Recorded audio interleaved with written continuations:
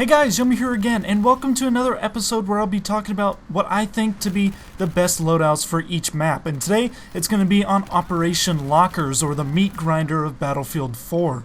Basically, I'll just be talking about what gun and gadgets I think would be best for this map in accordance with its close quarters nature. Just playing lockers in these 3 rounds was especially frustrating for me, particularly the first 2 rounds, because I had quite possibly the most stubborn team in the history of Battlefield 4. Literally, no one would go outside, so of course, the second game we got flanked around the outside, and we got absolutely raped, because no one would bother to go outside, and I kept spamming chat saying, look outside, they keep flanking, they're flanking, and no one would ever go out and help out, so I kept getting killed trying to work it, and I just had to give up and just work for the kills because my team just refused to do it. But thankfully in the third game we got our act together, and we actually managed to push the enemy team all the way back to E/spawn. Now on to the loadout. Now, for this map, and pretty much every close quarters map in general, I just have to go with the medic class. Now, of course, another good class for close quarters is support class, but really the medic and support class help out the team way more than engineer or recon. And on this map, with as many infantry you have crammed into such a small area, the medic class is just by far the best because of the med bags and the defibs and the assault rifles especially. They just do the most damage, so it was just the perfect match for this map, and it wasn't really that big of a decision for me. Now for the primary weapon, I went with the AEK-971. Which a lot of you guys probably think is a scrub weapon, but really, can you think of a better assault rifle for close quarters? And you could argue the FAMAS, but the FAMAS had such a long reload that the AEK just basically outperforms it, because although FAMAS has a higher damage model, the negative aspects of the FAMAS just weigh it down to be lower than the AEK. The AEK is like my go-to weapon on close quarters maps, especially Metro and Lockers. It's so much so that even though I didn't even start using it until halfway through Battlefield 4's lifespan, it's already gone all the way up to the top weapon in my stats with over 2,000 kills. That's how fast you can get kills with it, because you could just rack up so many kills on these close quarters maps with it, because it's such a great gun for those situations. Now for attachments, I went with the Coyote red dot sight because that is probably the best red dot sight in the game, even though I like using a bunch of different red dot sights depending on my mood, but for the AEK, the Coyote just seems to work out the best. And then I went with a stubby grip to make the gun more accurate because there are parts where you're going to be shooting at longer ranges, so you need the gun to be more accurate for those. And then I went with a flash hider, which in my third round I switched to a suppressor to keep off the minimap, and no sight attachment because I just don't like laser sights, as I've said before. And with all of the times where guys are spamming smoke on this map, you really do not want that laser sight shining through and giving away your position, so you might as well not even put it on. For my sidearm, I went with the Compact 45. Of course, pistols really go into the personal preference category. There really is no perfect one for this map, or for any map really. It comes down to what you are really comfortable using,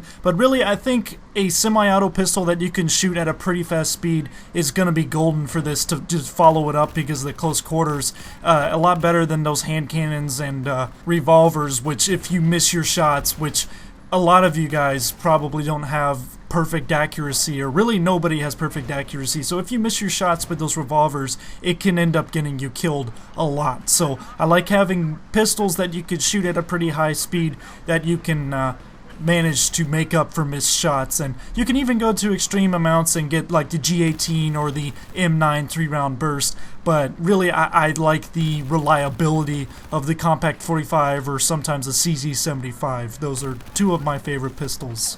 For a grenade, I went with the M67 frag grenade because the 2 other explosive grenades have been nerfed into absolute oblivion to where they are borderline useless.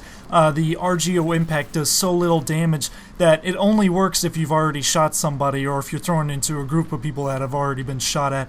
And the V40 minis have such a small radius that it doesn't feel like they're effective at all anymore. So the M67 is the way to go for me. Of course, you could use smoke and use like a flare sight or something, or just use a smoke to push up, because that can be really really effective on this map, as well as the incendiary grenades, which you can use to close off areas and do some zone control. But that's not really my playstyle. I like being really aggressive on this map, capturing bases and taking out as many enemies as I can, so I like a nice grenade like the M67 that has a big blast radius, so I can do as much damage as possible. For my gadgets, I went with the big med bag and the defibrillator, because really, on these close quarters maps, doing your job as a medic is probably the most important thing you can do.